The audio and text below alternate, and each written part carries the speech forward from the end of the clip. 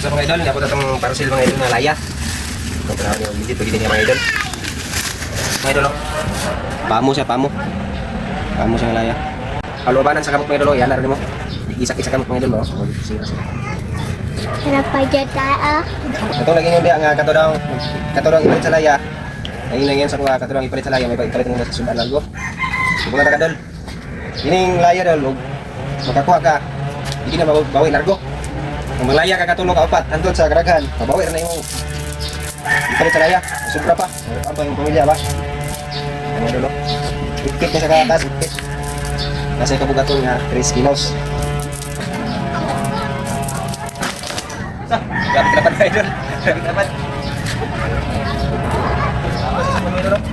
Magit ninti mga idol na kay laya nga itpit og 3 ka kilo dahil napagig kay pataban nga sudlanan. Tapos ang nakasada ni mga idol, inabagay pataban nga para tahi kung magisi mong laya.